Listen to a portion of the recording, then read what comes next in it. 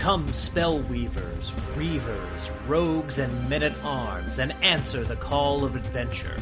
Pick up your sword, your axe, your spellbook, your bow, your rulebook, and your dice, and join the forces of good in their eternal fight against vile monsters, conspiring min-maxers, horny bards, and blood-soaked murder hobos.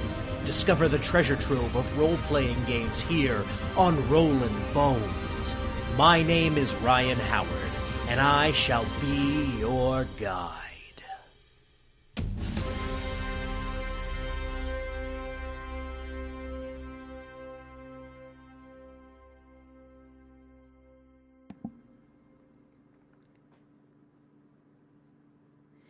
Good evening, Boneheads, and welcome to Rollin' Bones with Ryan Howard, where we are making old school young again. I am your host and king of the Boneheads, and I am occasionally known as the R in OSR. And talking about games, if this is your first Rollin' Bones stream, prepare for disappointment.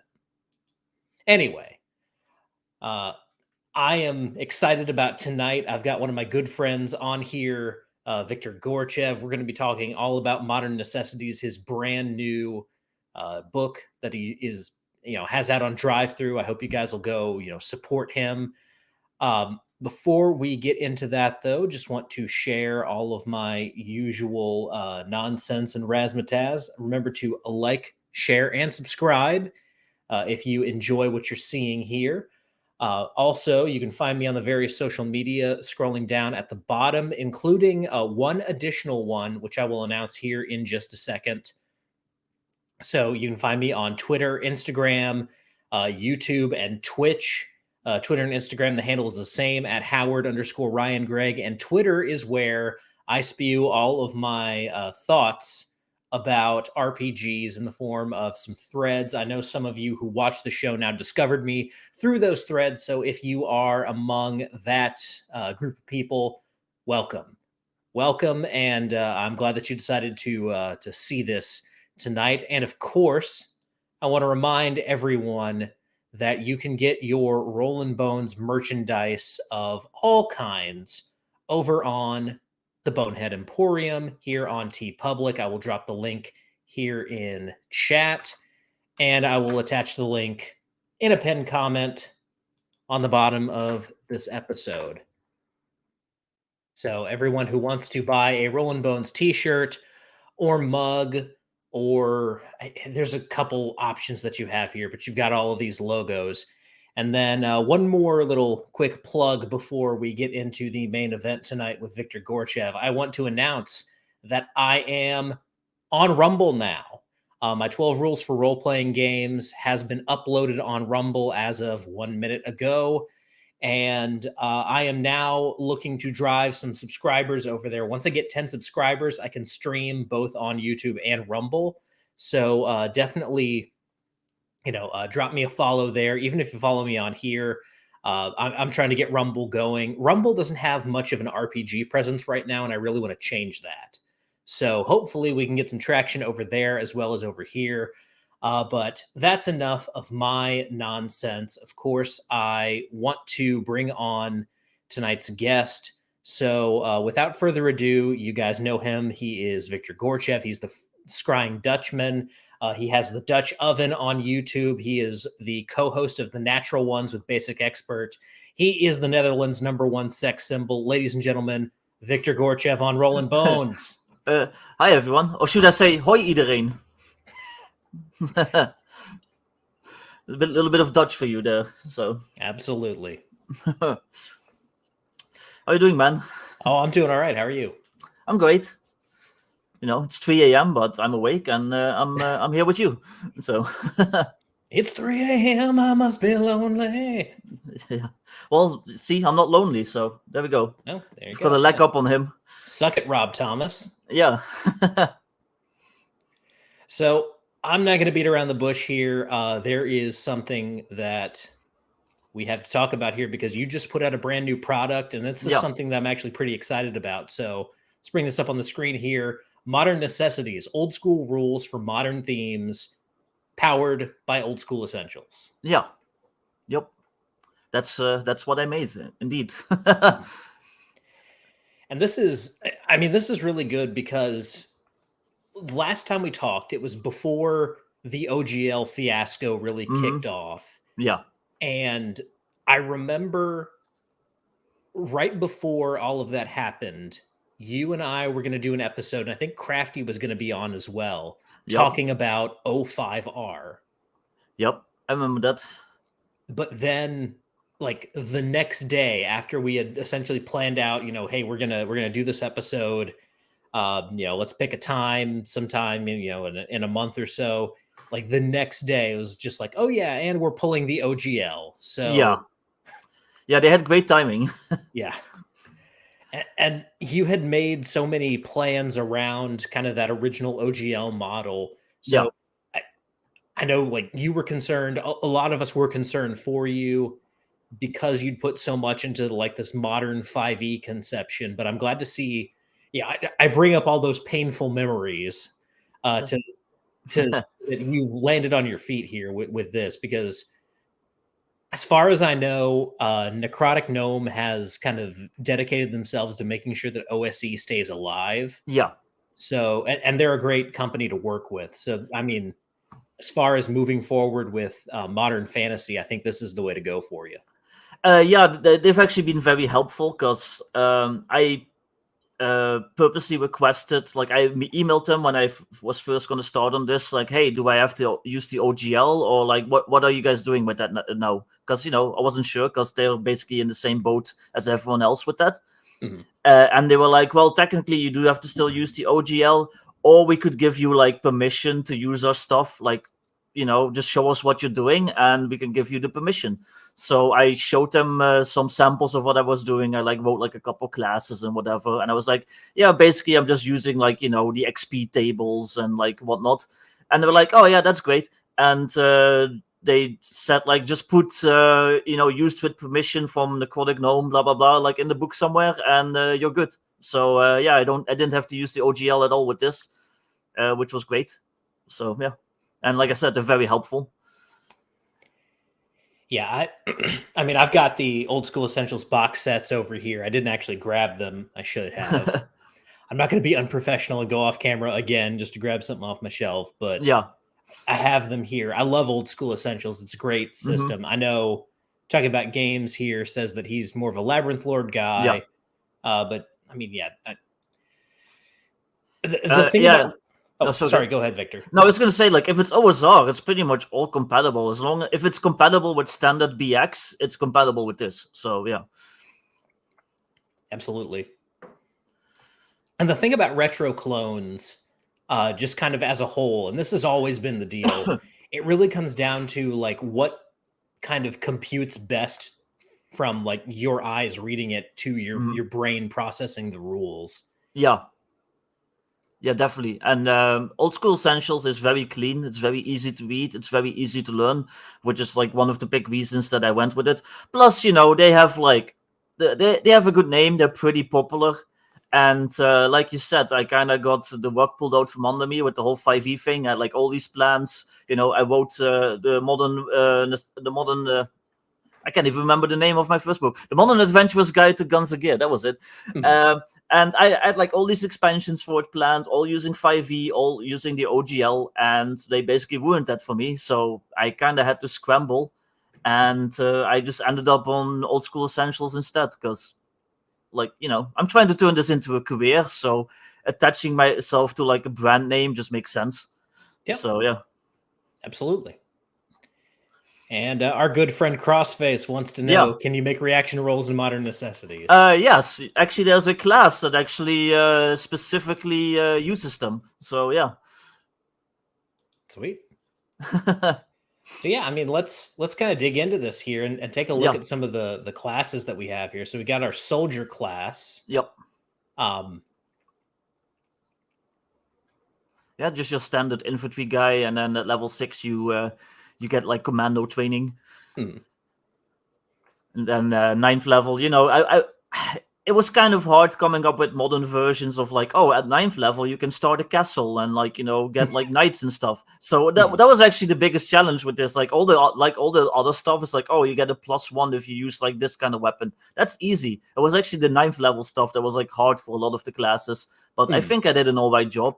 So the soldier, they basically can start their own like squad, so they can like, start a mercenary crew or something like that.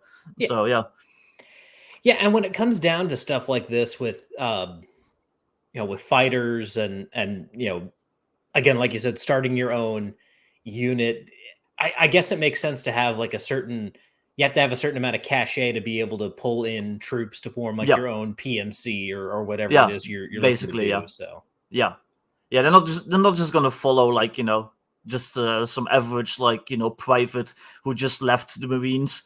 Like you're gonna have to have done some stuff. even though a first level soldier is a veteran. Yeah, that is true. Yes, they are a veteran. They've seen some stuff. They've done at least like one tour in Afghanistan. Then we get into heavy gunners. Yep. Now this is interesting. Because this is one of the things that I feel like makes modern games like modern set games very different from fantasy games. Yeah.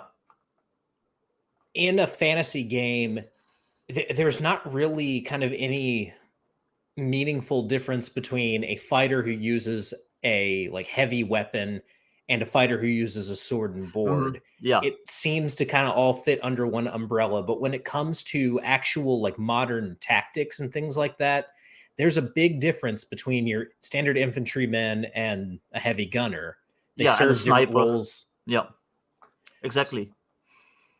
So in kind of like a class-based system, splitting them up does actually make a little bit of sense, and I don't feel like it's as redundant as, say, having both a fighter and a barbarian.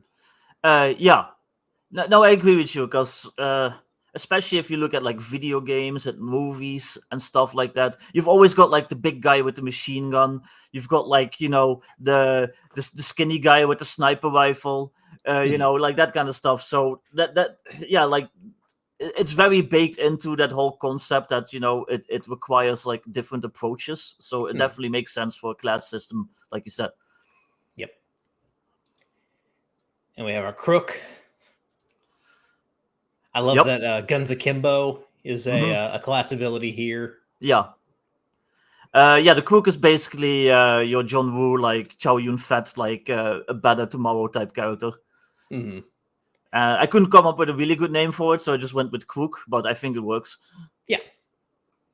Yeah, absolutely. My only the only thing that makes me sad here is you dropped a Better Tomorrow as one of the ability names. Yeah. I kind of had to go with like the standard, like for a lot of the sub abilities, I kind of had to go with the standard names that like Old School Essentials uses. Yeah. I tried to go with that naming convention. That's why, like, I said after reaching 9th level instead of giving that unique names. So maybe I should have done that anyway, but I was trying to kind of like stick with the conventions for Old School Essentials. So the Old School Essentials is like, it's very dry. Yeah, so, it is. And of course, you have your tech expert. Yep. Yeah, basically the hacker, like, the guy that operates the drones, like that kind of stuff. Sniper. They even get spells. Yep, sniper. Gotta have the sniper. Absolutely. Survivalist, you've got your Solid Snake type yeah, or your bird gunner character here. Yeah. I think I actually used the bird, like the orcish bird gunner picture as like the if you scroll up or down, I can't remember where I put it. Yeah, there we go. Nice. Yeah, I love that piece. It's like one of my favorite pieces that I've ever gotten. Yeah. Now, who did this one for you? Carlos Castillo, who also did a lot of the art for like Shadow Dark and stuff like that. He's like very big in the OSR. Gotcha. Hired Killer. That's a cool piece too. Yeah, I like that one too. Yep, they're like the John Wick type. Mm-hmm. So they get assassinate. They can, in normal OSE, assassins can only do that with like melee weapons. But I give them the ability to do it with like pistols and stuff as long as they're within 20 feet. Yeah. It made sense to me. So yeah.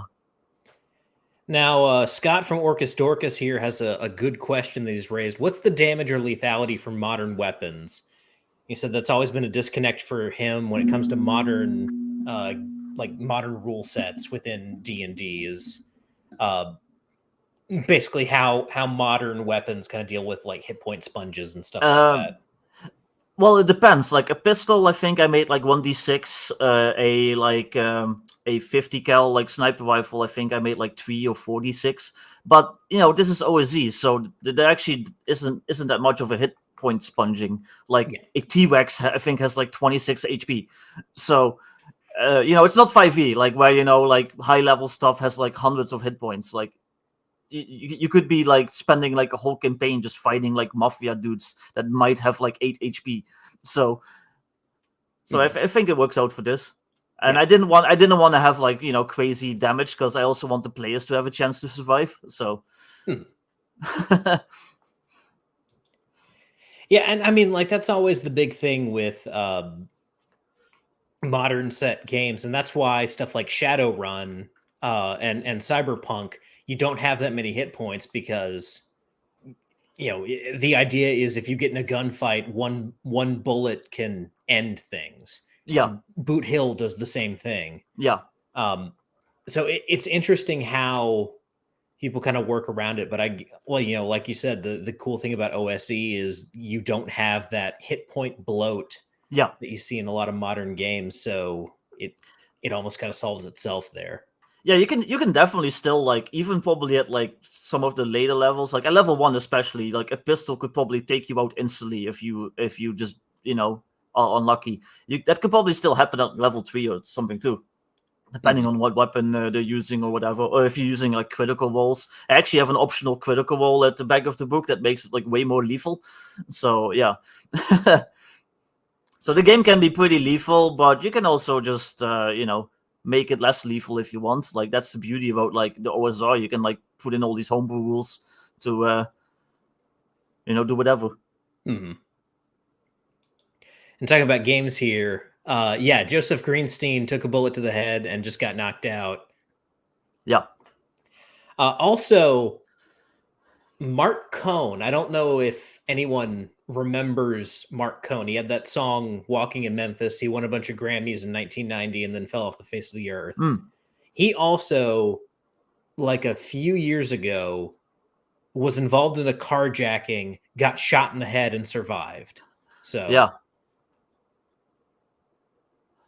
that's wild. But it happens. I mean, 50 Cent got shot like what 9 times and he survived. Yeah, and that was like with a 9mm or 40 or something. So yeah. That's why I don't fully agree with people that say like, oh, guns in D&D should do like, even a pistol should do like 4d10 or something.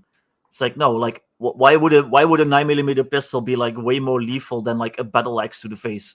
Yeah. Like, but that's just me. So. Yeah, I mean, it's one of those things. It all depends on kind of like where the shot goes. Yeah. Bullets are definitely lethal, and I mean, especially if you're dealing with like early black powder technology. I'm writing a short story right now where I describe how a pistol ball shatters a guy's shoulder. Yeah. And how getting shot in the shoulder like takes a guy out of a fight. That kind of stuff, absolutely. Because I mean, a pistol ball was about that big. Yeah. They were very slow moving. They did a lot of damage. Plus, back then, even if you survived the initial shot, you would just die from the infections because, like, it pushed like a half an inch like piece of cloth into the wound with all your sweat and grime and stuff on it. Like, isn't that what happens in Master and Commander? Like, he has he has to like disinfect his wound because there's like cloth stuck in it and stuff like that. Yeah. So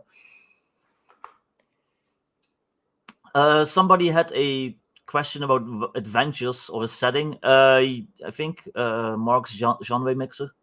Yep. I'm planning to do a a crowdfunding campaign once the one that I just finished, once that's like fulfilled, because you can only do one at once basically on Kickstarter. I'm planning to do one after that, basically for like a short intro adventure, a dungeon, and then I'm gonna have like different stretch goals. Basically, I'm gonna have a stretch goal for a supplement that adds like sci-fi and cyberpunk rules. I'm gonna have a stretch goal for a supplement that adds like steampunk and Weird West rules. So I'm gonna have like all these little stretch goals for like different things, including adventures. And I'm also working on a setting. So, but we can talk about that later if you want. And I'll go ahead and say I'm working on a setting for this rule set myself, but we'll talk about that in a little bit. And I'll pin this one real quick because I always like getting people to spend money on this show. But Orcus Dorcas, you have committed to buying Vic's book here. So yeah, nice. I know Crafty is planning to buy it. I think Orcus Dorcas is friends with Crafty Matt, right? Yeah. I know he's planning to buy it once it hits Lulu, so which should be soon. Soon. And I've got the PDF here, which, I obviously bought it, but I'm also I'll probably get a physical copy from Lulu as well. So you'll get two sales out of me, Vic. Nice. Somebody else had a question, I thought. Oh, Crafty said, is this an OSE or OSR variant of Shadowrun? Kinda, but this version is without the cyberpunk. Like I said, I am gonna write a cyberpunk supplement. But this is more like Bright. Like, I like to compare that to that Will Smith movie, Bright, because that's just the easiest reference that people like instantly know what you're talking about. So yeah, it's like modern day, but like, orcs and elves and stuff are running around. Or you could just play it like straight up modern. Like, you don't even have to include the fantasy elements if you don't want to. So you can do whatever. You could do like a Dresden Files type thing.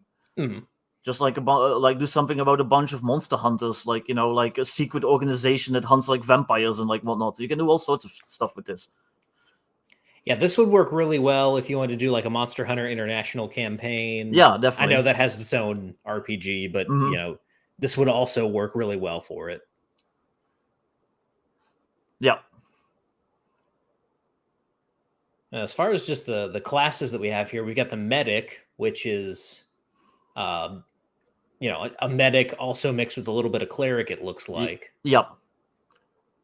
So I basically gave some of the classes like optional magic. So it says in campaigns with spellcasting or otherwise per referee's discretion. So you can ignore it if you want. Like I tried to make the classes like powerful and interesting enough, even without the magic, that you can just play it straight up modern and have no magic at all.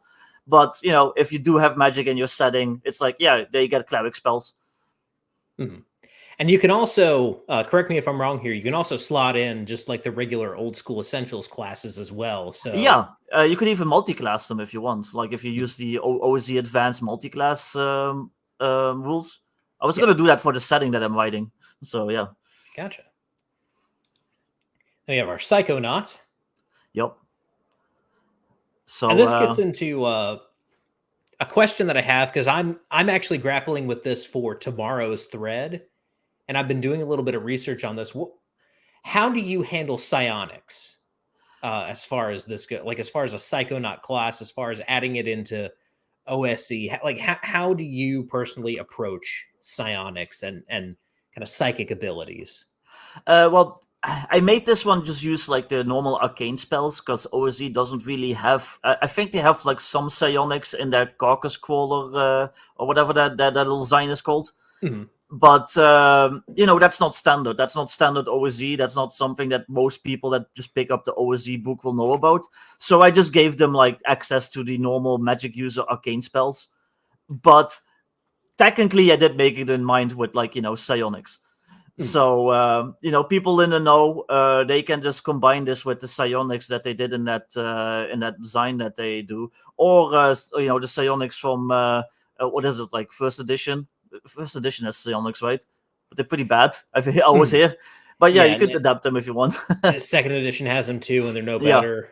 Yeah. So yeah, you could definitely take those and just like apply them to the Psychonaut. Yeah, I hate to spoil my own content for tomorrow, but I'm just going to let you guys know, not a fan of psionics in D&D specifically. Yeah. They don't work all that well, unfortunately. Yeah, and I wasn't gonna try to like write them and rewrite the wheel and probably do a bad job as well. Yeah. So This is an interesting one, the wheelman class, mhm. because um, one of kind of the like tried and true hard and fast rules of RPGs, and this specifically came around with WEG Star Wars. People say don't be the bus driver Yeah. because inevitably that's what you're gonna like. If you have a ship, you're gonna be Hmm. the driver. So how did you go about kind of making this very essential class for any kind of modern adventure, but also like have them stand out and not just be the guy who drives the car? Well, I think the guy that drives the car in like a modern setting can actually be very useful. Just look at that Ryan Gosling movie Drive. He's like an Hmm. awesome character. He does all sorts of cool stuff with that car.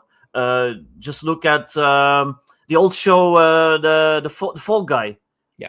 He drove like that big truck, and he did all sorts of cool stuff with it. Just look at the Dukes of Hazzard. So Hmm. I think you can be the driver and still be like an interesting integral part of the party. You're the guy behind the wheel just doing crazy stunts, making sure that the car doesn't crash while the cartel is like chasing you in the SUVs and like shooting at you, and the rest of the party is like shooting out of the car trying to hold them off, like stuff like that.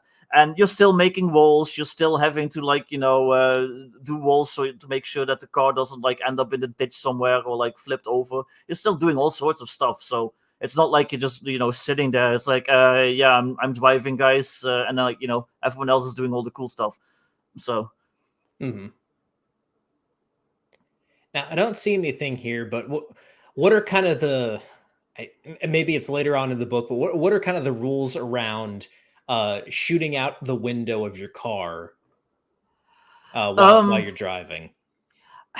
I didn't really do specific rules for that, Oh, fair enough. because I don't know, I don't really feel the needed. At most, the GM could say like, oh, you have like a -1 or -2 like penalty to you to hit. But that just seemed kind of like, I don't know. I didn't feel like that was needed to like write a specific rule down for that. That's Yeah. just something that a GM can just make up on the fly, I feel like. Hmm. Yeah. Orcus +3 to hood slide. Yeah. Absolutely. That's that's part of your prime requisite being dex. I mean, you got a high enough dex, Yeah. you'd be able to hit that hood slide. Yeah. Well, you need reflexes to be a good driver, so. Hmm. And speaking of reflexes, we also have the ninja. Yep. I just kind of put that in for fun because I had just watched um, John Wick 4. Hmm. So I just wanted to put in the ninja class.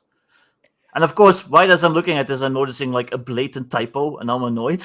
I'm gonna have to. It should say ninjutsu instead of an I at the end. It should say have an U at the end, but whatever. Hmm. Well, and even with the ninja, I usually kind of roll my eyes at ninjas being included in RPGs that aren't set in like feudal Japan, or that aren't essentially like Legends of the Five Rings or Oriental Adventures. But what we have here, looking at the class list, you could very easily throw together like a GI Joe campaign with this, just based on what all we have here. And if you're Yeah, gonna do that, someone's gonna want to be Snake Eyes. yeah, So definitely. You could. You actually could be a Snake Eyes with this. Yes, especially if you like use the multi-class rules. Just be like ninja and soldier, and you've got Snake Eyes pretty yeah, much down pat. absolutely. And then another magic class here, we have the Exorcist. Yep. That's basically Keanu Reeves from the Constantine movie. Hmm. So you can be him. So yeah. And then this one I really like, the Yep. face man. Yep. I like this. Yep. You're the fast talker. You're the guy that does the reaction rolls for Crossface there.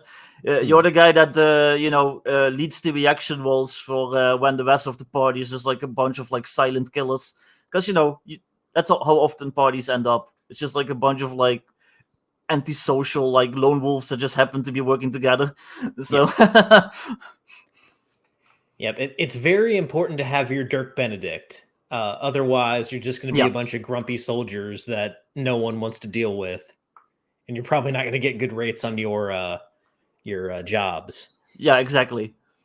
So yeah, you gotta have the face man, and I try to give them some combat ability too. That's why they get the quick and the dead ability there.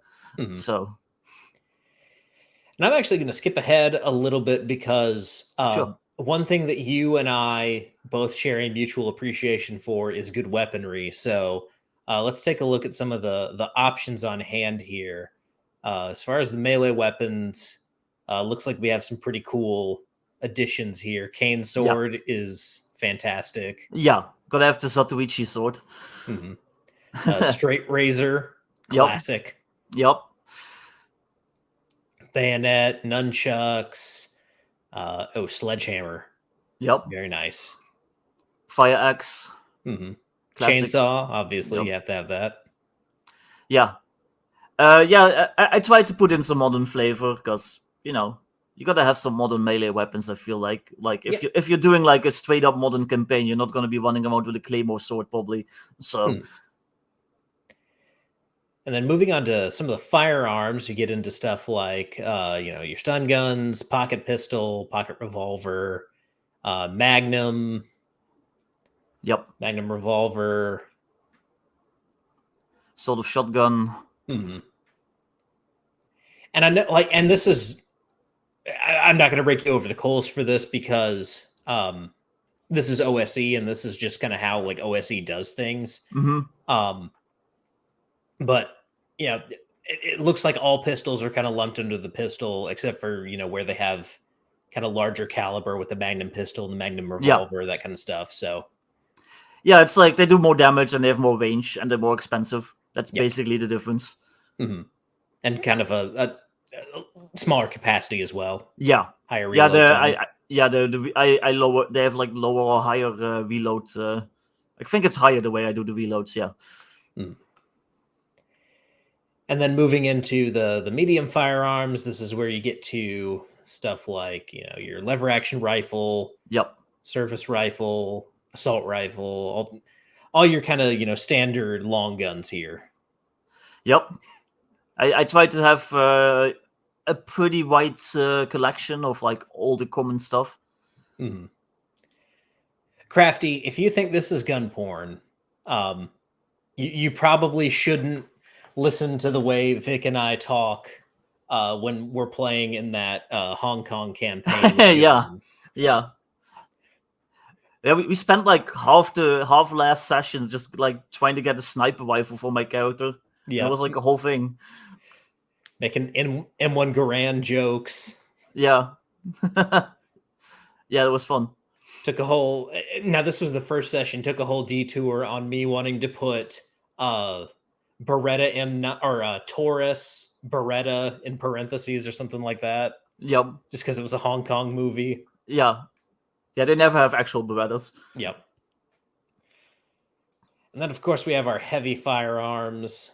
These are always important. You've got your anti-material rifle, heavy machine gun, flamethrower, and rocket launcher. Yep. Always have to have those. And we round things out with explosives. Yep, your grenades and Molotov cocktails and mines and C4 and all that stuff. Absolutely. To quote Valkyrie, any problem can be solved with the proper application of high explosives. Yeah. Crafty Matt says Scout Punches is a history book of Western firearms. Yeah, John actually went with like specific models, which I also like doing, but I only like doing that in systems where there's enough crunch where you can make each of them unique. Hmm. And when it comes to OSE, there's not enough crunch. So, or in D&D in general. So even in 5e. So it's like, you can have like a 1911 and there's like 1d6 plus 1. Like, well, what does another 45 pistol do then? Like, you're gonna have to be like, oh well, the 1911 like shoots 120 feet and the Glock 45 shoots 125 feet, and I don't know, that's just silly to me. So I just make them generic models, and it's up to you to like skin them in the game to be what you want. Hmm.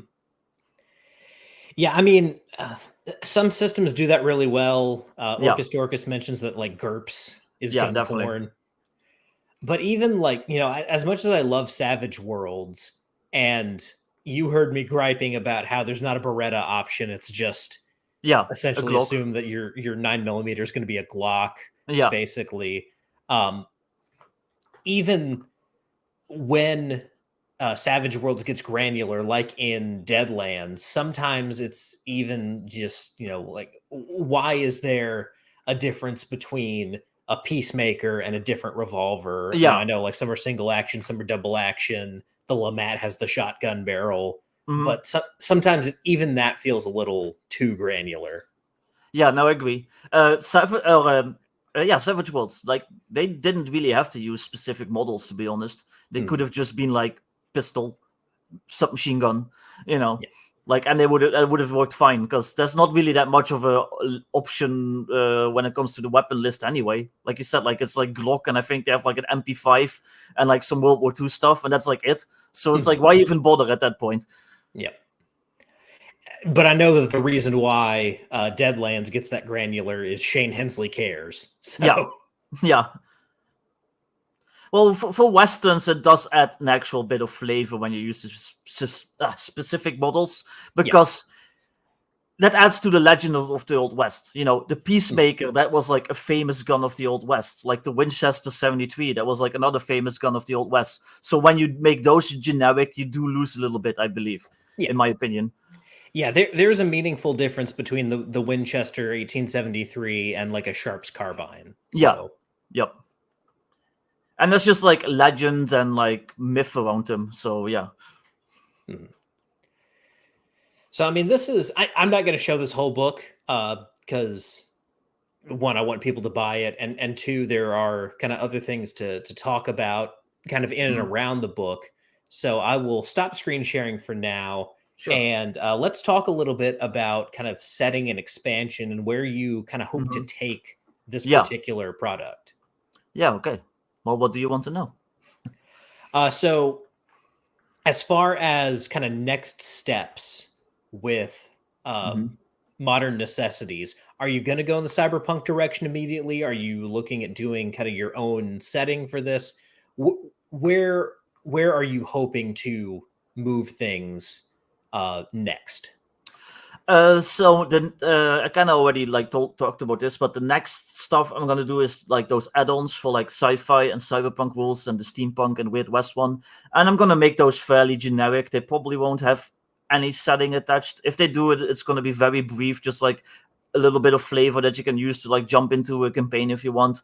But for the most part, I want it to be like this, just like it's generic rules that you can apply to your own campaigns however you want. So you could do like pure sci-fi, you could do like a traveler type thing, or you could go Firefly, or you could go, I don't know, Neuromancer, like all sorts of stuff.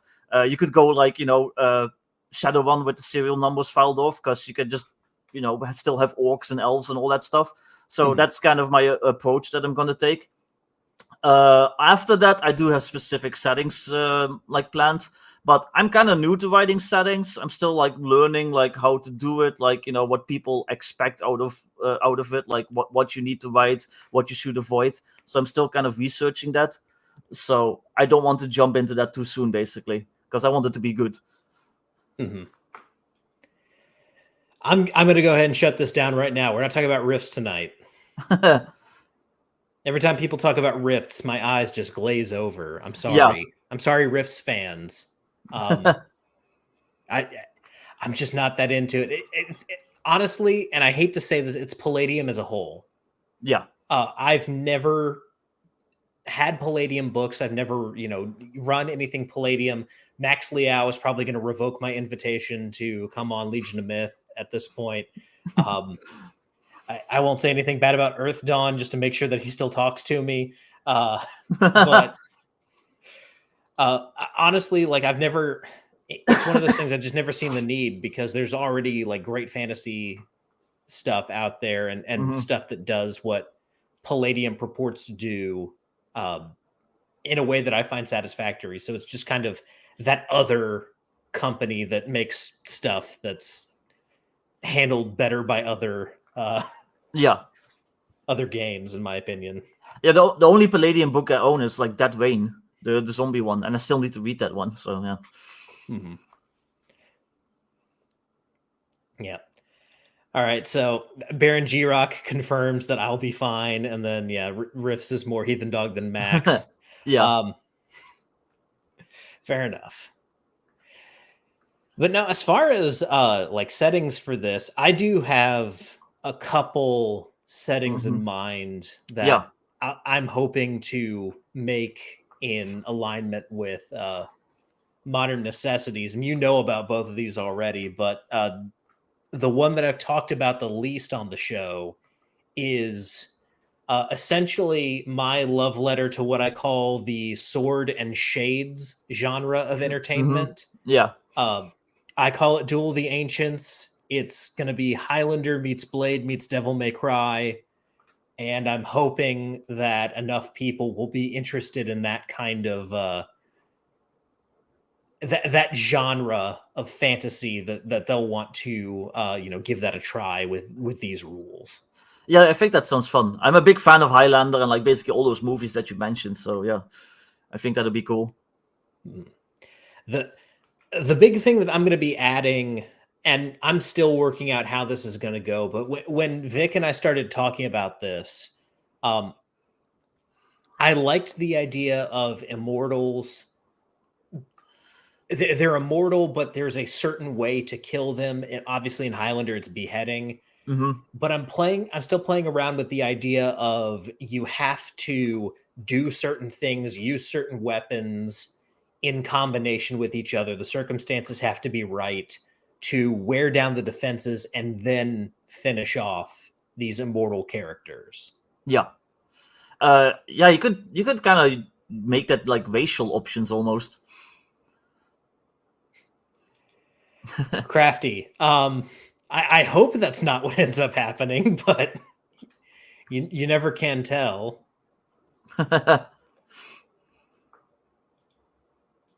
Yes, trench coat and katana is probably another way of saying sword and shades. I just like how sword and shades sounds like sword and sandal and sword and sorcery. So Yeah. And I don't know, honestly, like I might put in an exploding dice mechanic just to try to replicate the Devil May Cry combo system, but I mean that's going to capturing that specific flavor is going to be one of my challenges because I do want to lean into kind of the Devil May Cry aspects with this setting, Yeah. so that it doesn't feel so much like a Highlander rip. Yeah. I actually was gonna put a exploding die mechanic in this, and I'll be honest, I completely forgot. So I put one in Simple Modernity, which was kind of like the alpha version of this, and I was gonna put it in this as well, and I completely forgot. So sorry, guys. Oh god, biggest stream rate. Nice. Woo! Welcome, Bruce. And also welcome Maliki. Came in while we were talking about that. Now, the other thing that I want to do, and we've already talked about this extensively on the show, when you end up getting your Cyberpunk supplement out, I will be bringing Neon Moon, my answer to Southern Fried Cyberpunk. Yeah. I'm looking forward to that because that sounds awesome. And I didn't realize when I first kind of envisioned that idea, I had not read Hardwired. I didn't know how much groundwork had already been laid for me, but then I read Hardwired and I was just like, oh, I can borrow liberally from this. Oh yeah, definitely. I read that like years ago. I need to reread it. I think I actually grabbed it recently again. So I need to sit down and read that again. But it's been like probably like 25 years since I have done that. The only thing I don't like about Hardwired, and honestly, this is just kind of a thing with cyberpunk as a genre in the literary field, there's a lot of kind of baked in weirdness where the authors are like, I want to make people feel like they're reading this in the future. So they'll just randomly be in the middle of like a chapter, advertisements for some random brand within the story. Yeah. I don't mind that. I actually like that kind of flavor. Like that's like one of my favorite aspects of Cyberpunk is just like seeing like all the weird megacorps and the weird like just like stuff that's out there, like you said, advertisements, and like that's what I like in Cyberpunk 2077, just like walking around the city and seeing all the billboards and like the weird commercials on TV and stuff like that. I like that kind of flavor. So yeah, and I'll have. I mean, I'll have stuff like that. One of my big things in I'm tentatively calling it Neon Moon until I get the C&D from Brooks and Dunn's lawyers. But one of the big things in that is going to be AIs and holograms and like android replicas of past famous people. So there's going to be a lot of hey, I'm Johnny Cash, and if you like the best beef that can be offered, you're gonna want to go with Lone Star Court beef and stuff like that. So it'll just be a lot of country music icons and like John Wayne robots and stuff like that too. So yeah, that makes sense. Did you ever watch Altered Carbon, the TV show? I watched a little bit of it. Yeah, because they do that in that. There's like a hotel that's like run by an AI that takes the form of what's the writer, the Nevermore guy, the Raven guy. Edgar Allan Poe. Yeah, Edgar Allan Poe. It's like an AI is just him. It's like Poe's Hotel or something like that. So I always thought that was cool. So yeah, you could definitely do that, but just with like like country western like stars and stuff like that, and old actors. That'd be cool. Because like one of my favorite things, and this is not the same genre, but in Preacher, in the Preacher comic series, it was like part of the series that essentially John Wayne was following Jesse around, and was essentially the voice of his subconscious, and that did not make it into the TV show at all, which I was very disappointed by. But the TV show in general was kind of disappointing, to be honest. It was. But yeah, no, that comic has a very, very southern vibe. It's like a big part of like the world building, basically. So yeah. Yeah, that was one. Now we're off on the Preacher tangent, but that was a show. I was watching the first episode, and every 5 minutes I was like, okay, the church is going to blow up right now. All right, the church is going to blow. And I thought, like, by the end of the episode, I was like, okay, this episode is going to end with the church blowing up. Yeah. Never did. No. Well, yeah, like in the comic, he leaves the church blows up and he leaves that town like pretty much in the first issue. In the show, it's like the whole season is just that town, that boring old town. It was like page 3 of the first issue. The church blows up, and now Jesse's on the road. Yeah, basically. Yeah, Into the Badlands, it does kind of like mix. I really like that show, and I really need to get back to it. There's no reason for me to not watch it at this point. So yeah. No, but I'm definitely looking forward to your Southern Cyberpunk. Once I have my Cyberpunk rules down, I am gonna try to make my own setting, which is basically gonna be like European Cyberpunk. There's like this, they have this plan to basically turn like the Netherlands and like Belgium and I think it's like Luxembourg into like a mega city. It's called the Tri-State Project. Like that's like some plan that they have, and it sounds awful, but it sounds perfect for Cyberpunk. So that's basically going to be my setting. It's going to be like a futuristic like mega city that's like basically like Western Europe as like a fucking slum mega city. And yeah. God, that sounds horrible. Yeah. And I'm probably gonna like, I like messing up Europe in my settings for some reason. So like outside of that, it's probably just gonna be like, oh, World War III happened and like everything is irradiated and stuff like that. So that's like one of those things. Like I feel like Nigel Farage wakes up like in a cold sweat after dreaming about stuff like that. Yeah. Like I it sounds awful to me. I don't want it, but at the same time, it sounds perfect for cyberpunk, for dystopian cyberpunk, because that's basically pretty much what it is. So yeah, I'm gonna like take it and run with it. So it's gonna be the tri-state, I'm probably gonna call it like tri-state city or tri-city or something like that. Tri-state area, Breakout Perry the Platypus, and Dr. Doofenshmirtz. Love it. Yeah. Now, did you play Deus Ex: Mankind Divided at all? Yeah, I Okay. did. Because I know that was Cyberpunk Prague. I Yeah, think. yep. Which was pretty cool. I like that too. Mhm. Like they don't really do much with Europe in like tabletop settings. It's usually like the US or like a sci-fi or fantasy like setting, Mhm. and they don't really do like straight up Europe. Like they'll do like a supplement. Like you've got like a Rift supplement. It's like, oh, it's like weird Arthurian like Britain and stuff like that. But for the most part, Europe is kind of neglected. So I like setting my games in Europe because just to give it a little bit of different flavor. Mhm. Yeah.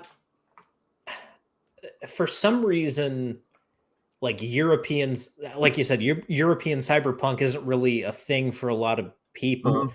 And I think you can lay the blame at the feet of 2000 AD for that. Yeah, Because they really, in a lot of ways, 2000 AD set the table for cyberpunk. And they focused exclusively with that setting on the US and how they yeah, thought like the US was going to be an apocalyptic hell. I have no idea what the creators of Judge Dredd thought like Europe was going to be like yeah. in 2000 AD. So I'm not even sure if they ever really mentioned it. I'm sure there's like some offhand mention about like a European megacity somewhere, but yeah. I do know that there's a Soviet Union megacity, which is hilarious. Yeah. Which actually that sounds cool. So yeah. Mhm. I do love settings where like for some reason the Soviet Union never ended. It's like it's still there, like in the future. Like I love settings like that. So Mhm. that's kind of what they did in like Escape from LA and stuff like that. Yep. There was a video game recently, and now I can't remember what it was called, but it was basically BioShock but set in the Soviet Union. Oh yeah, I have it. Atomic Heart. Yeah, Atomic Heart. That's it. Yeah, I actually have it. I bought it and installed it, and I think I played it for like 5 minutes, and then I never went back to it, and I probably should. Mm-hmm. Scott, I'm impressed that you were able to actually read Cyborg, Yeah, considering how it was designed. yeah, and you didn't go blind. Bruce I here shouldn't. going off. Mm. Yeah, honestly, I thought Morkborg was interesting when it came out, but all of the other none of the other board games that have come out since then Yeah, have made me feel like, oh, that's worth my time. Like Pirate Borg in particular just kind of made me cringe. yeah. It just seems like stripped down OSR with like a cool art, I guess. And I shouldn't talk too much crap about other creators, obviously, but Mhm. yeah, I'm not a huge fan of their aesthetic. Yeah. All right, Scott, that's an acceptable answer. I'm dyslexic. It's how I normally read. Okay. That's fair enough. And then Crafty here, Metro is another good example of like the Yeah, Soviet Union never ended. yeah, those are great books or games. Yeah, actually, they originally were books. So, but yeah, they're great games as well. Mm-hmm. And Eastern European fantasy is pretty great, Yeah, I'd say. yeah. The Witcher is Polish. Yeah, so Those guys really know how to do it. yeah. And yeah, like somebody mentioned, usually when they do Europe, it's like mythic or fantasy, and Yeah. yeah, they don't really do like sci-fi and stuff like that. You'll get it like occasionally, but like I said, usually it's supplements. It's like, oh, it's Shadowrun Berlin, but like nobody plays it. Everyone's just in Seattle. So There was a there's a bande dessinée about I think cyberpunk France, mm, but I don't remember what it's called. It was very influential on like Blade Runner and stuff like that, and I can't remember the title of it. I think yeah, Razor Fist mentions it in his bande dessinée video. So yeah. I'm not sure. If I see it, I might know it, but unfortunately, or fortunately rather, I guess oddly enough, when I think of bande dessinée, I think of Western comics, which is really weird that the French make the best Western comics. Yeah, definitely. European comics in general are like really good. Hmm. Yeah, one of these days I'm going to read 13 and I'm going to read Blueberry. Both good. They actually did a Blueberry movie like I don't know 10, 15 years ago. Oh, nice. And wrong one. Bruce, have I ever played the Stalker series? I haven't. Mhm. But I mean, you were thinking about Stalker as kind of like influential on the kind of house setting for Modern Necessities, right? Yeah, like the setting that I'm gonna work on for Modern Necessities, one of the main settings, I'm gonna call it When Worlds Collide, and it's kind of rifts ish. So Mhm. Orcus Dorcas, rifts. But it's basically some apocalypse happens, magic returns to the world, probably because reality breaks in some way. Mhm. So all of a sudden, like this fantasy world meshes with our worlds like violently. So like whole chunks of like Earth just get like transformed into like a pseudo like fantasy setting. Like I have like this image of like the Black Forest like overnight just like expanding and like swallowing up like most of Germany, and now it's just filled with like grim fairy tale stuff, that kind of stuff. But Hmm. like yeah, it's like apocalypse, so you're in there like wandering the ruins of Europe in your gas mask with your AK-47, like fighting orcs, and like like some storm will hit, and it's just like a magical storm, and yeah, like stuff like that. So it's gonna kind of be like the setting that I did for the basic experts cowpunchers thing, waste runners, Mhm. which is like very similar but without orcs and elves. But Yeah. that's basically what I'm gonna do. Mhm. And Waste Runners was directly based on Stalker and Roadside Picnic. So yeah, Yeah. I actually say that in the book even. So Mhm. But Bruce, to answer your question directly here, I have not played the Stalker games and I have not read Roadside Picnic. I So actually installed Stalker just yesterday with a big mod that combines all three games together. So I'm gonna gotcha. be streaming that. I should probably give it a chance. I've also never played Metro. Mm, Um, as far as post-apocalyptic games go, I've pretty much exclusively played the Fallout series, and that's it. yeah, Metro is easier to get into gaming wise because they're like finished full-fledged AAA games. Hmm. The Stalker games, they're kind of janky. They're like they were made by like a janky like Ukrainian studio in like the Hmm. early to mid 2000s. The originals have like a lot of bugs and issues. You basically need like all these like mods to like make them work. But once you do have the mods, it's like amazing. Like the one that I'm playing right now, it's called Gamma. And like I said, it combines all three of the games together, so it like makes it like a giant open world map. It has like all these mods to like make the graphics way better. Like looks like a AAA game now. It has like Hmm. new guns. It has like new gun animations, like all that stuff. It's like it makes it like really good, but it's a bit more of a pain to install than just buying a game on Steam. So yeah. Yeah, I gotcha. Now, Bruce Lombardo is mentioning how Chernobyl is the moment that the tangent started in their alternate Yeah. timeline. Um, and speaking of tangents and alternate timelines, as far as reality breaking open, are you going to blame this on the Large Hadron Collider in your Probably setting? partially, yes. Probably that and like nukes and stuff. Like I Mhm. like the idea of like if you set off enough nukes, so much energy is released that it just breaks something. It just breaks something behind the scenes of physics, and stuff happens. So, Mhm.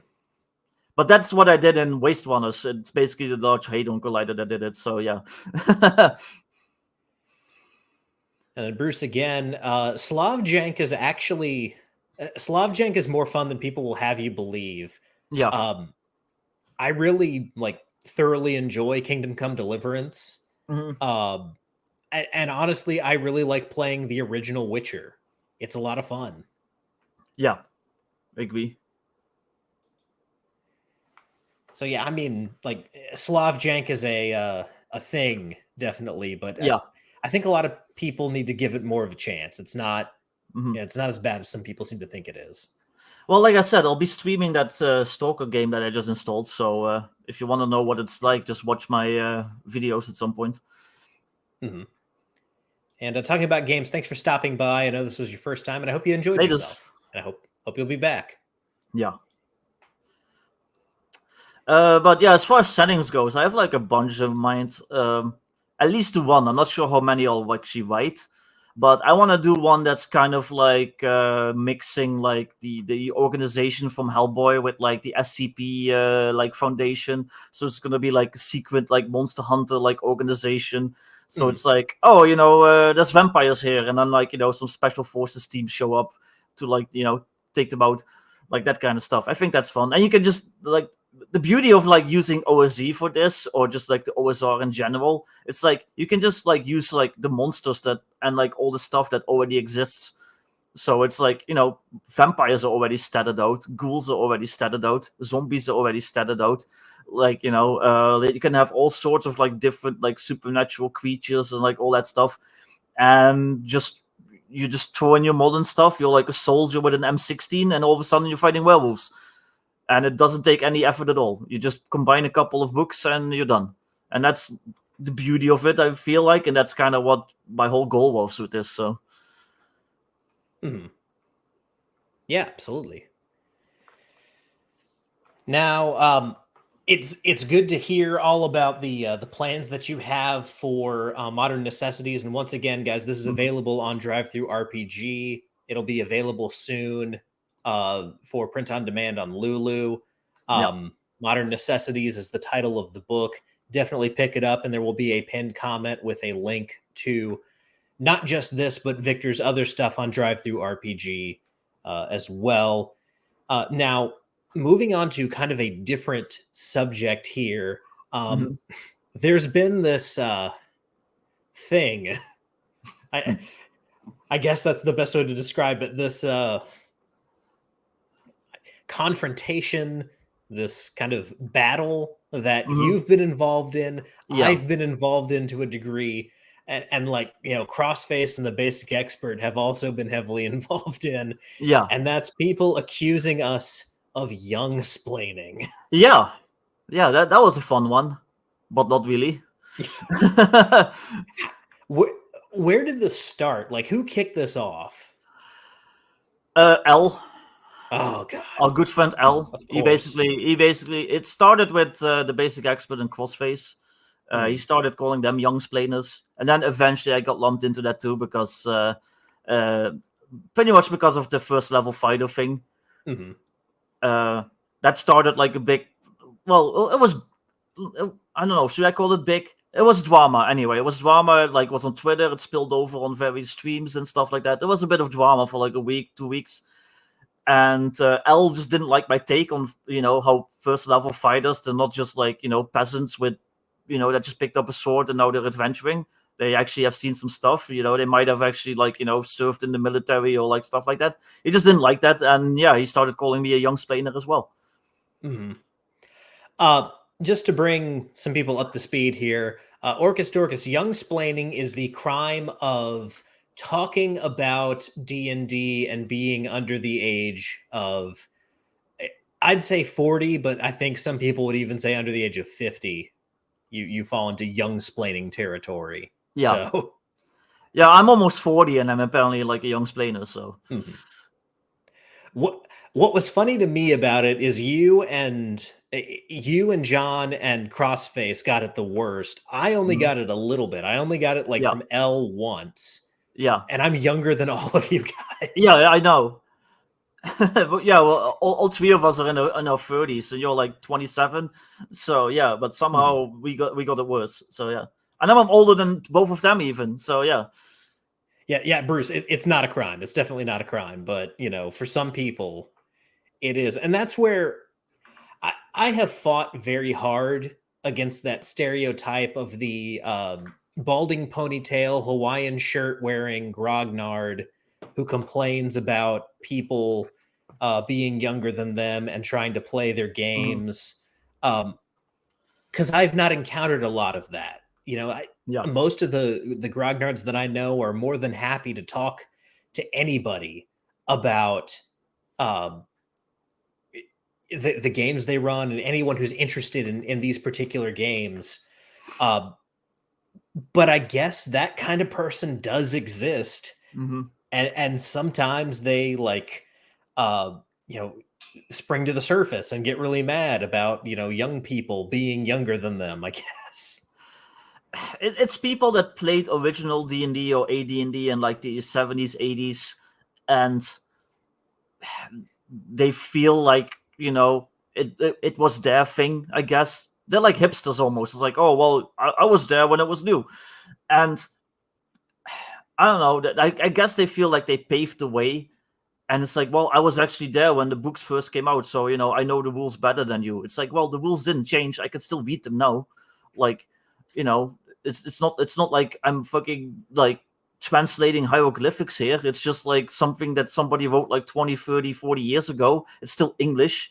Like, I can still understand it. So, like, why can't I like read it and like make my own, like, come to my own conclusions about it? But I don't know. Apparently that is a bad thing to do. Yeah, it's so weird how like this comes up. It's almost a question of like, for people who make an issue out of this, do you not want this kind of return to tradition? Because this happens with not even just media. This happens to like in politics. This happens in culture. Every now and then a new generation comes along and starts to look to the past for ideas of how we can carry things forward, especially when things aren't working the way they should. Yeah. And modern RPGs aren't working the way they should. Yeah, definitely. So it's like you think they would be happy that people our age are getting into like the old school stuff, that we're like keeping it alive and like whatnot. But I don't know. I guess they just get mad when we try to speak about it with any sort of authority. And I'm not even trying to speak with authority. I'm just like talking about like, well, this is what I read, this is what the rules say, so this is how I'm gonna play it. Like, sorry. But yeah, I don't know. It's a very weird thing. Yep. Yeah, and like Maliki mentions, you have people who are my age and even people who are younger than me, some people who are like 10 years younger than me, who are carrying on these old school traditions. Yeah. It's almost like, at some point, do you want the conventions that you love and the games that you love to just go away and fade from memory? Yeah. We're not even like suggesting that these games change at all. It's not like we're coming in and saying, oh, I love old school D&D, but it needs this, this, and this, to the point where it's not old school D&D anymore. We just want to play the way that Gygax and his friends played. Yeah. Plus, it's just a game. Like, it's like, say, some old guy, some 90-year-old guy, like telling me that, like, oh, you're young explaining Monopoly to me. You weren't there when it was invented in 1936. Like, yeah, sorry. Like, And Bruce, you're very kind. Sometimes I don't feel like I belong at the old school table, but I appreciate that. Yeah. I also feel like I get a little bit more credit than I should for just so happening to be related to someone cool. So yeah. But yeah, it was like a whole thing for a couple of weeks. I got blocked by a fairly big account on Twitter because I did that stream with Crossface and the Basic Expert called jokingly The Young Splainers. And the Basic Expert, his background was a race car bet. My background was a ball pit, and I was wearing like a Disney like hat. So obviously we were joking around. We were like, it was a parody. Like I made the titles like, yeah, we're gonna like teach like you old timers how to actually play D&D, like, very tongue in cheek and stuff like that. And this guy thought, I'm guessing he didn't even look at the video or at the actual stream to see what we actually will look like. He took it seriously and he blocked me. And he was like griping on his Twitter about like, oh, these young guys like, like being assholes and telling old people how to play the game and stuff like that. It's like, come on, dude, you should like one second of looking at the stream would have told you we were joking. Yeah, but whatever. But no, it's one of those things where they always say stuff like you get the most flack when you're over the target. And I feel like with kind of the crap that Basic Expert gets from a lot of people, that Crossface and Crafty get from people, and that you get from people, you're making people mad, but it's almost like you're making the right people mad. I don't feel like you guys are making the wrong people mad in any way. You're disrupting in the way that I think, now that the OSR as a movement is getting into like its second decade, Yeah. I think there does even need to be a disruption in that paradigm. So, if you guys are leading that charge, I think that's nothing but a good thing. Yeah. Yeah, I hope I never end up like that. I hope I'm like not when I'm 60, all of a sudden I'm like griping about like some 20-year-old like playing Modern Necessities. Yeah. It's like, no, that would be awesome. I'm so good. Until someone releases Postmodern Necessities. Yeah, and like ruins it. Man, Postmodern Necessities. Yeah. Just all of them would be like, I don't know, grievance studies degrees, barista as a class. Yeah. No, I'm kind of the opposite. Like I'm hoping that like young people won't like dismiss me just because I'm older. So. Yeah, absolutely. Oh, Bruce. If you made Elle mad, you probably decided not to follow the magenta box instructions. Yeah. Oh, God. Well, what I don't get is like a lot of these people, like they're into the OSR, and the OSR is specifically about keeping, the old school alive and like newer people discovering the old school. So what do you expect? Like, yeah, the new people are going to come into the hobby and they're going to talk about it. Sorry. That's like what the whole movement is about. Yeah, and I mean, like, that's why I always hold on to we're making old school young again, because we are at a point with RPGs where we do have to return to tradition, as the memes say. So I want to look back at the way that games were played. I want to discover the old ways. I want to see what old ways work, what old ways, have gone away for a reason, and find essentially the core essence of RPGs that we can carry forward. Yeah. And really fight back against this turning our hobby into another computer game. Yeah. No, I agree. And I think you're doing a great job of it too. So thanks. I'm trying. So good. Just, we talk about like we were talking today in Basic Experts Gilded server about I guess kind of like, who's leading the charge, who's kind of moving the hobby forward. And I think you're definitely at the forefront of kind of what this next evolution is going to be. So, thanks. Yeah, that's flattering. I'm just making stuff that I would want to play myself. Like I'm not setting out to be like some kind of like trendsetter and like whatever. I'm just making the games that I would want to play. I was a big fan of D20 Modern, of like Shadowrun, of like GURPS and stuff like that. When I first started in tabletop games, and that's the kind of stuff that I'm trying to kind of like recreate, but using like different systems. I feel it's a genre that's been kind of neglected like the last decade or so. So, yeah. But I'm not trying to do anything special. So the fact that, I'm somehow still doing that, apparently, in some people's eyes, I mean, that's nice to hear. But yeah. Well, and I think a lot of times that's what makes the difference. The people who are saying, I am going to change the world with this game, or, I'm going to completely upset the apple cart. This is going to be so groundbreaking. Usually it's just kind of garbage.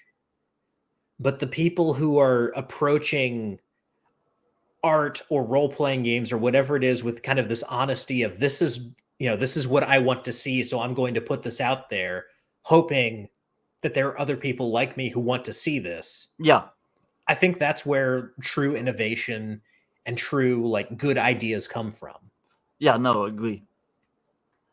Like the people that like that set out to change the world, like you said, and that are very arrogant about it, like I don't know, they usually don't deliver like what they promise.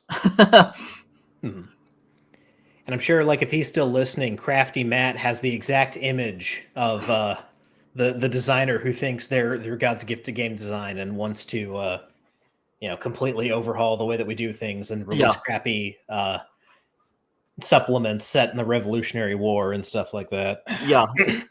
Yeah, no, I think I know what you're talking about. Yeah. And then Scott, that's just glorious.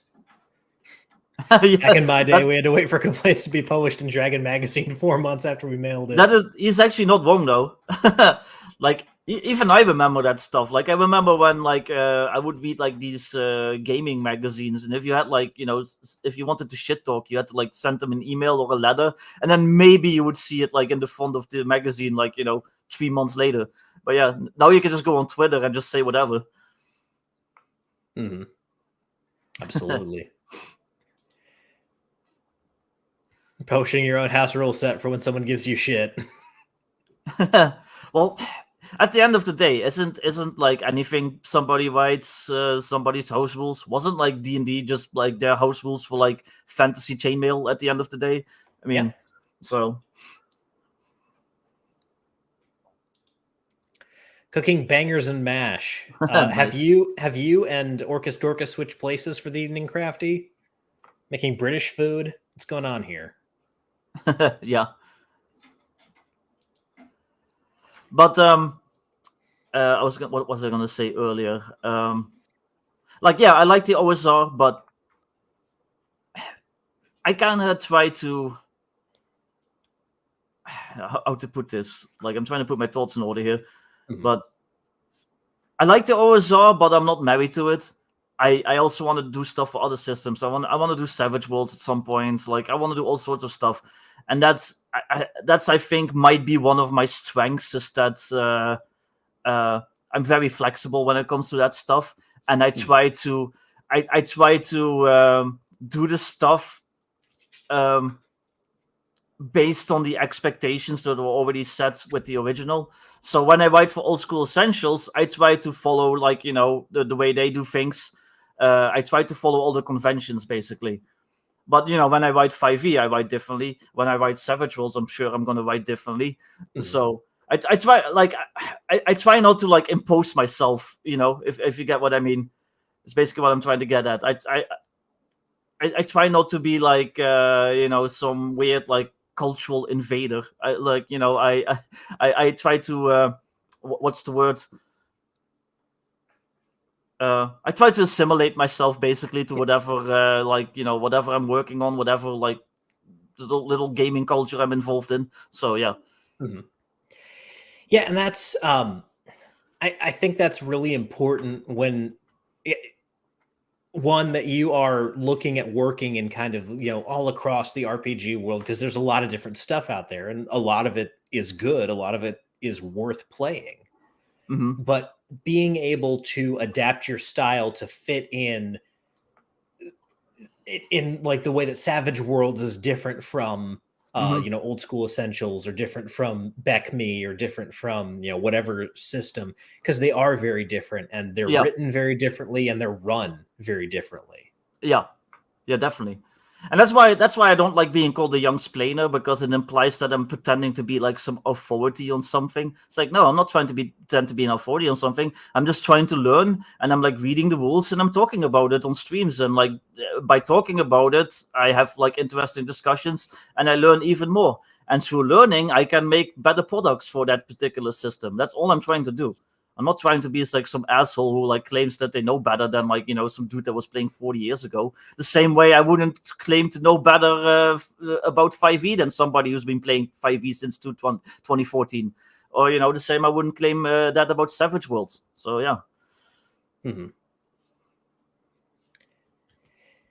Yeah, but that's again, it's good to hear that you're still kind of pushing forward with this, because I think honestly, even post the OGL snafu, I think you've done even better since then. Just with the projects that you've been working on, I feel like you're starting to find an audience, and you're starting to kind of like grow your brand. Yeah. So it's weird to say, but I think at the end of the day, looking back, this OGL thing that seemed like the end of the world for a lot of us out there. I know, like I was panicking at the time because I Yeah. was still trying to figure out where my settings were going to land. I think this is going to end up being one of the best things that ever happened to a lot of us, and I think you're really benefiting from it yourself. Yeah, I agree. Especially since the people that I befriended and like a lot of my following on Twitter and stuff, they tend to be more OSE oriented than 5e to begin with. Just because of my opinions on some of the Sparkle's World stuff. So like I kind of noticed that when I did the 5e Kickstarter, I was getting support for people that already knew me and that were already like friends with me, but like the general public that I was kind of courting, they weren't really that interested. And like a lot of the 5e people weren't really interested either because they were like, "Oh, guns in D&D, get out of here." So, but I think switching to OSE and switching to the OSR kind of put me in line more with the audience that I already had. So. Yeah, and now fewer people are going to accuse you of being a dirty 5e enjoyer.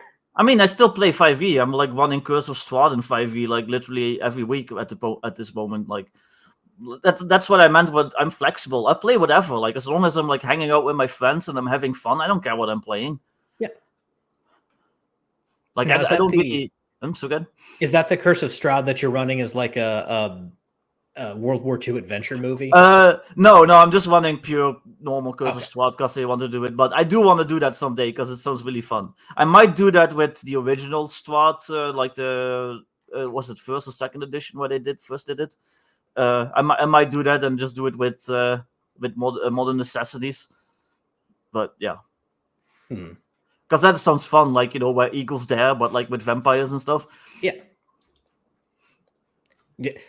Do you have an audience of misfits and degenerates that are not real gamers? Yeah.